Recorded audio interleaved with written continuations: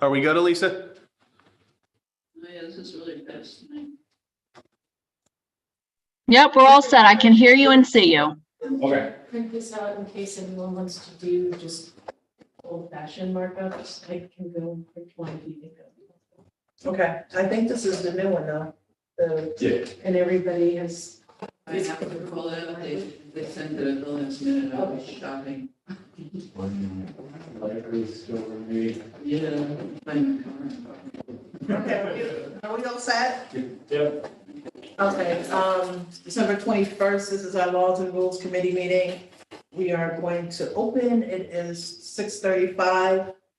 In attendance, we have all the persons, Rennie Scott Childress, Barbara Hill, Michael Oliveri, or Olivia, however he likes to pronounce it. Rita Worthington, we have Court Counsel, Barbara Graves Holler. And we have Bartek, Stordak. Bartek. Yeah. From the Housing Department. We also have, is it Bill? Bill or William. William? It's all in the inflection. Okay. You're from the Freeman, right? Yes. You got Barbara right. I got one out of, I got my name right. Yeah. All right, so,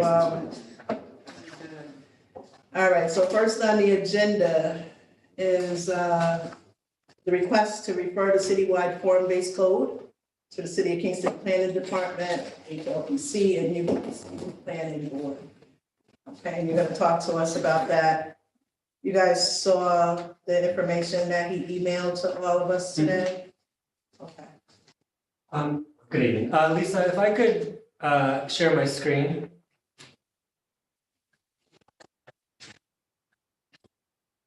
Who's this, Amy? She's from Dover Cove. Amy, you want to introduce yourself while we wait? Sure. Hi, good evening. Amy Groves with Dover Colon Partners. Hi, Amy. Great You to be should with be you all all set tonight. now to share your screen.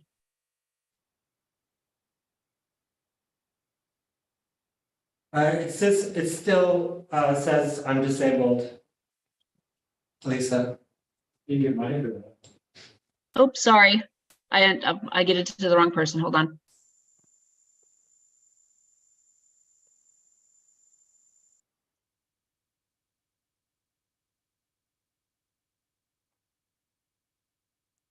Okay, there you go.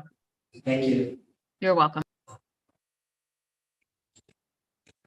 Okay, so before I go into the resolution in front of you tonight, I just want to briefly give you a rundown on where we are with the rezoning and how we got here. So we, in terms of the rezoning, we started over a year ago with analysis and various visioning work. It started with a citywide charrette back in November 2021. There were additional online meetings focused on Albany Avenue and Early Avenue. In February 2002, the first draft of the code was released in May of 2002. 2022, yes. In this June, we held a community meeting, 4 neighborhood open house events, a waterfront walking tour, as well as a public hearing to gather feedback on the first draft. The second draft was published in August. An additional public meeting was held in September to introduce the second draft. What I want to emphasize to you is that throughout this process, there were many different formats for collecting public feedback. We released 2 full drafts to the public. We considered and responded to each and every comment that we received in response to each of those drafts. And another thing I want to emphasize is that we didn't just have opportunities for public feedback, but that we tried to ensure that that feedback was heard. And we made, if you went through the comments, we made hundreds of changes within the zoning code itself because of the feedback received. In some cases, it was minor changes, right? We fixed typos, but then there were also significant policy shifts and in terms of our approach throughout the code in response to the public feedback that we've received thus far. This is just a small fraction of the comments received. And our typical approach when receiving a comment is that we try to strike a balance, right? Carefully considering what the goals are for the rezoning, right? What's the spectrum of comments that we received on this, and where's the right place to land within the zoning code itself?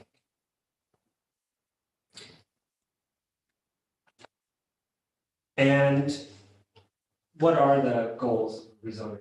So there's 7 main goals and big ideas. These were developed as a result of the community meetings we had to kick off the rezoning process.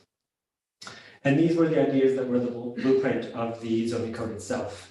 So first, there's a desire for smaller incremental development that fits the vision. So it's the development that's easy to do and encouraged by a simple approvals process.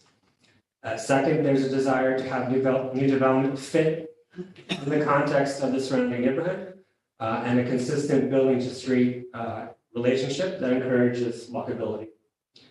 Third, there's a desire for a wide variety of housing types to improve overall affordability. There's a desire that new development supports a vision for sustainability and resiliency. There's a desire for new and improved streets to support walkability, street trees, shade, and so on. There's a desire to right-size parking, right? So allowing enough parking to support business activity, but not requiring too much that might discourage building reuse, or that might hamper affordability or environmental goals. And finally, there's this quite intense desire to fix trouble spots in the existing code, right? Our code is from the 1960s, it's quite outdated, and we want to make sure that we have standards that are easier to understand and to use. Where we landed is we're proposing a form-based code and a new system of what we call transects, and there's 5 of these. The transects categorize Kingston from the most rural, T1, to the most urban, T5. Each of these transects has different standards, recognizing that each neighborhood has its own character and future needs, and certainly requires its own nuanced approach. And further, because of the focus on form, right? So what does development look like? New development can be tailored to the existing form in any particular neighborhood. Each of these transects or zones has a series of pages in the actual zoning code that look like this. And what this summarizes is what is permitted in each transect, where the building has to be placed on the lot, how tall can it be, where should the parking be located, and what kinds of buildings are allowed. In this case, this is a T5 zone, right? So this is the most intense of the zones of the 5. Now, what are some of the significant, I mentioned the 7 vision points, and now I want to go to what's actually in the code and where we landed, right? So what the code proposes is to legalize what's called missing middle housing types. So these are accessory dwelling units, duplexes, triplexes. And these were once legal to build throughout most of Kingston before the 1960s zoning code. In fact, they can be found throughout Kingston already. And by legalizing these types of housing, we can encourage housing and economic diversity, because historically, these are a more attainable housing option for lower and moderate income households. The code requires 10% affordable housing for projects with 7 or more units. But there are many other provisions within the code to encourage developers to go further than that. And that includes provision that if you provide 20% affordability in certain areas, you get a bonus height. provision as well. And there's new incentives as well, including expedited review process for affordable housing projects, and then also discounts on what we're charging that developer based on the amount of affordability the developer is proposing.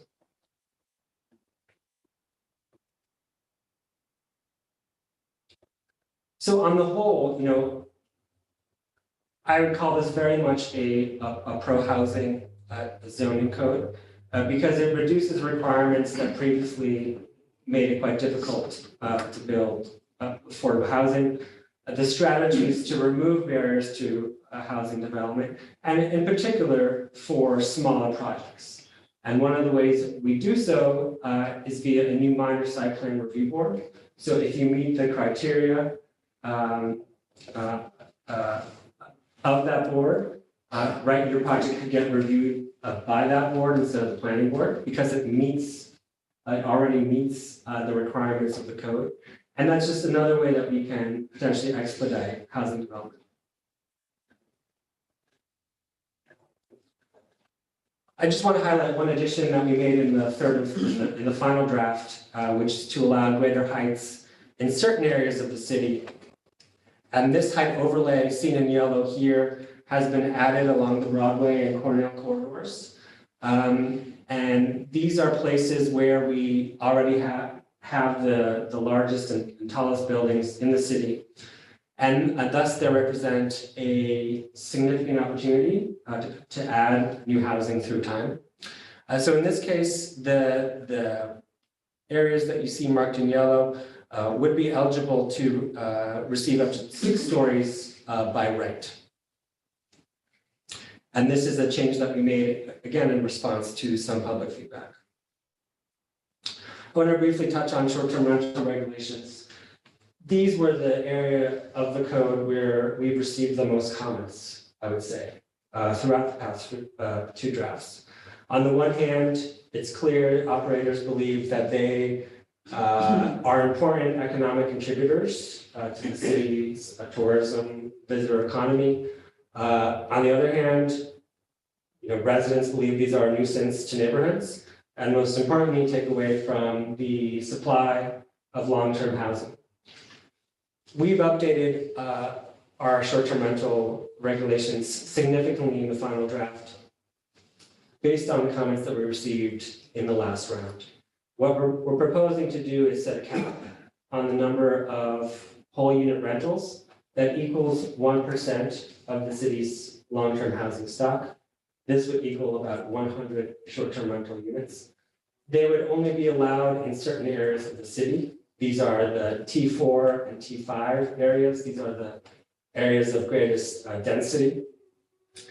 And they would also limit operators to 1 short-term rental per lot, right? So meaning if I have a 5-unit apartment building, I can only put 1 short-term rental within that building. I believe this is a good balanced approach and would ensure that the impact of short-term rentals on long-term housing in the city would be negligible, if any. I'm wrapping up here. I just want to call out a few more things, which is parking standards.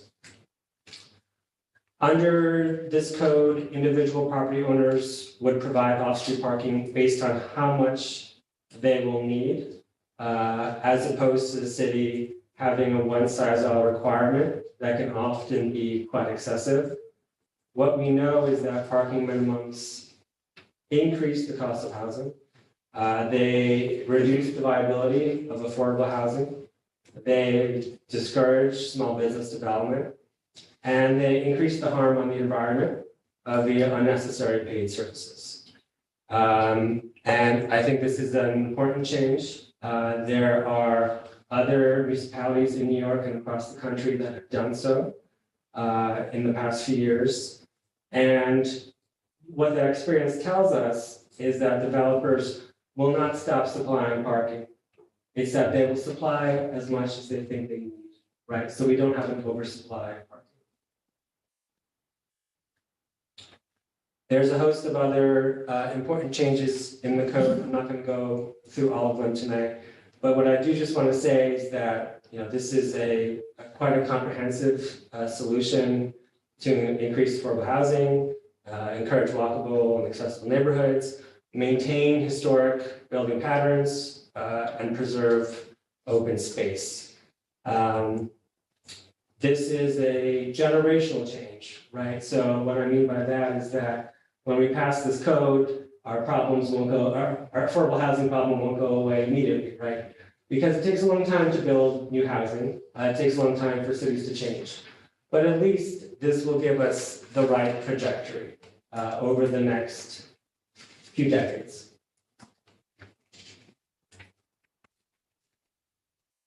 So tonight's resolution, you're not adopting this code. What you're doing is you're referring the code on to the Kingston Planning Board, to the County Planning Board, and to the Landmarks Commission for review and comment, as our current zoning code requires. I'm also asking you to set a public hearing date and to also set a public comment window for which residents can submit comments on the code. And with that, I will take any questions. Okay, thank you. Just one question. I thought I heard you say that developers would get discounts. What kind of discounts are we talking Right, about? so if you provide, let's say you provide 100% affordable housing, it gives you an 80% discount on your site application fee that the planning department charges. That fee is based on square footage. So for large projects, that can be $40,000, $50,000 that the city is charging for a developer to bring that project forward. So, if you're providing 100% affordable housing, I think the city should try and encourage that by decreasing the cost that's charging to developers.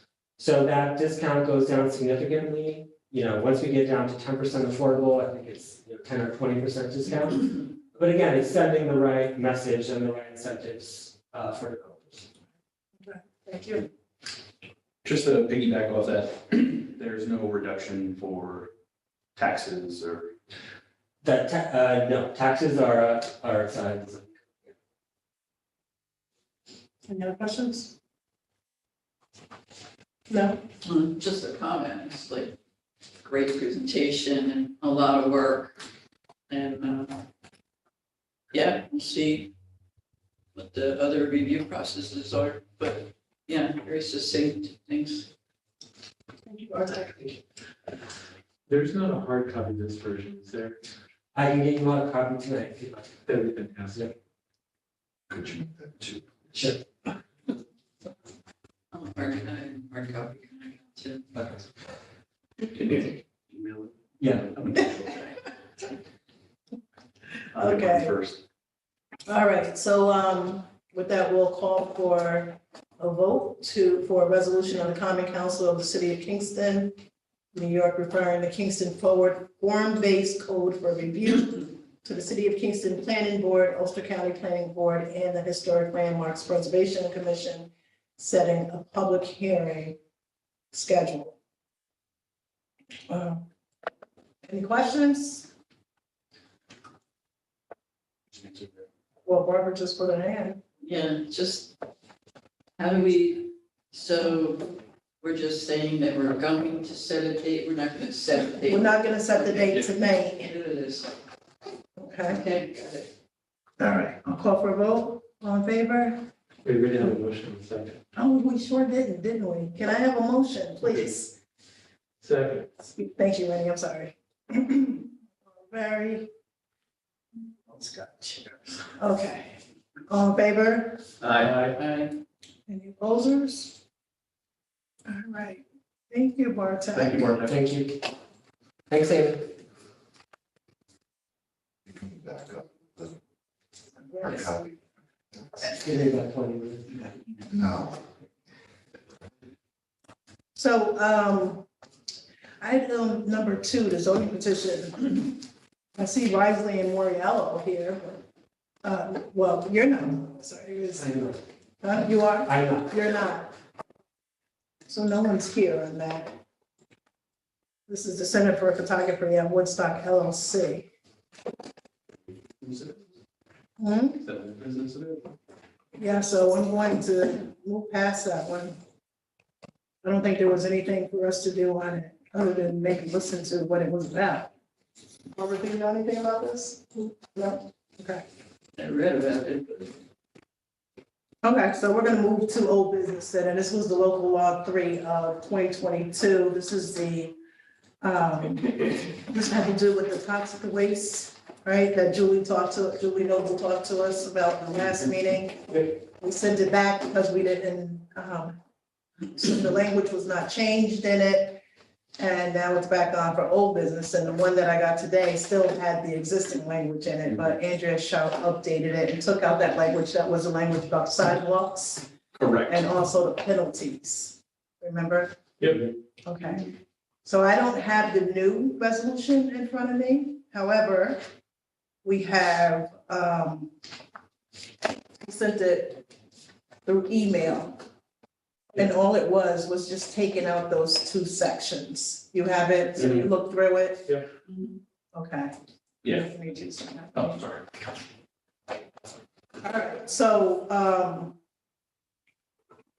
are you guys ready to vote on that tonight? Yes? Yeah, as long as we're just very clear that the newest version that Andrea sent to us today is the one that we are voting on and not can we the say prior. aloud what those things are? I'm sorry, can we read what? text of what she sent to make sure, because if the vote is to affirm what Andrea circulated, then that's it. Just make sure that whatever text she circulated meets, you know, your requirements. Why don't you guys take a look at it? It's not coming up on my thing again. I don't know if it's this or, Who has it up on your screen? I do. So this version you're talking about is not on the website. Not yet. No, not yet. Not the new one. The new one we just, got today. Yeah. Yes, I know. Yeah, so in section 5, number 1 was the one that we had the biggest gripe with, and now it does say either by City of Kingston employees or by private contractors for the purpose of turf or landscape maintenance is prohibited on all lands maintained by the City of Kingston. So that was the big thing, originally it was all public things, which, our concern was the individual homeowners, but now the new language specifically states that it's lands maintained by the City of Kingston. So, homeowners are the ones responsible for the sidewalks and everything like that, so. Right. And we also had an issue with the fines that Yep. they were assessing, And I think that was just completely, and that was completely taken out. yeah, we got waivers. And I don't know if that was a spelling error or that's actually a word, but Would it section 8. severability? Oh, that's spelled. No, it is misspelled. Yeah. So does that matter? I mean, what page is it? It's the very last page, section 8, Page 4. page 4. Page 4, section 8 has a typo in severability. Yeah. It's in the very, It's see, the it says title. section 8 in the title.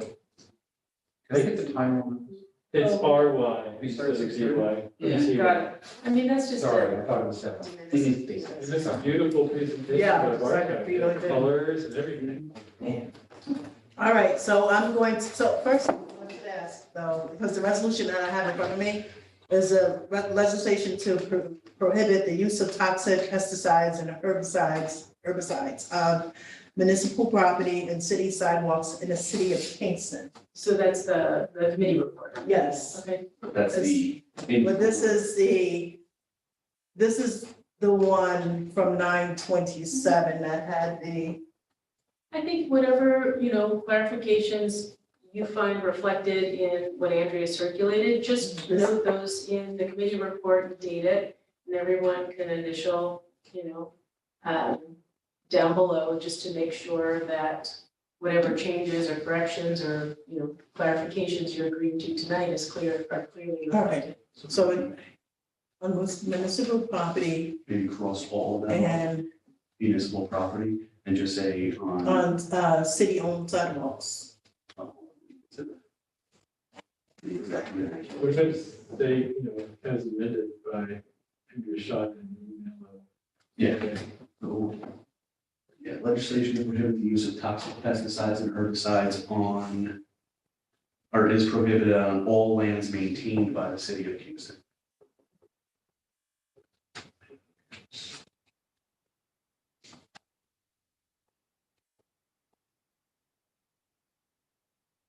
Now, so waivers, the waivers were in there, we can just leave that. Sorry, which one? So there's waivers as well, but there was waivers on the original one, so we don't have to. Sorry, because we had original one that Julie presented or original one in what was posted. All three versions. So, The original one, the one that was posted, and now this one all mentioned waivers. okay, waiving, Exceptions to the law. Meaning, so like, we have the stipulation where there's no use of those chemicals, but someone can apply for a waiver if it's deemed like there is no other solution but to use those chemicals. and is the waiver process spelled out in Mhm. what you're about to agree to in a way that the committee deems appropriate? Yes, So I'm a step behind. What's the question? I guess we don't need to put that, just a section that we said, this is what we're amending. You're talking about how to write the committee report? Yeah. Yeah, I think what Rennie recommended was in accordance with the typographical and substantive edits circulated in the email attached to your 2, because we'll print it out, you can attach it to the committee report, and note there whatever specific changes you're all discussing tonight. And then note that there may be additional typographical errors that will be corrected prior to in the preparation of the resolution itself. Okay. I mean, the point of the committee report isn't setting what you're doing, it's just explaining the resolution that's going to be presented to the So council. you have to have your, As amended, yeah. In the email from Andrea Shot. You see the email I sent you? When you send both out. Can I read? This is 21. The personal. This is. Oh. This is I like, couldn't- not going on. Gotcha. I saw the beginning of it. Attached. I mean, yeah, I saw that, but it's, I'll look at it. Later. Yeah. didn't really happen. what time it is? What time? 5:19. Mike, was I that think we on? could do better. Oh, I was? Here to 4? All right, then I'll make sure that I print it whenever this goes to Janet to start typing up the actual resolution on. All right, so this is how this is going to read. Legislation to prohibit the use of toxic pesticides and herbicides on all lands maintained by the city of Kingston, as amended in the email from Andrea Shaw dated 12/21/2022 at 5:19 PM and attached here too. Sound good? Good. Yep. All right, so let's entertain a motion. Okay. Second. All right, all in favor? Aye. Aye. Aye. Am I here? You're here. You're here. Okay. You weren't here on the last one. Can I be here retroactively? You want me here Just- retroactively? Just be there now, Just be here. We just need That's you great. now. Jackie. Thank you. Oh, you haven't done. No, it's not. Not ready. It's not. It was more official when you're. Thank you, sir.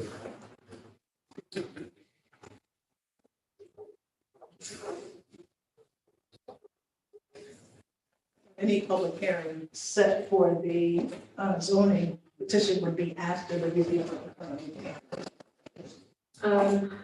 I believe so, but I want to double check whatever project is in, if I can find that out in this time. Okay. We consulted on, I can't remember off the top of my head, that sounds right. Okay. Really didn't check the box.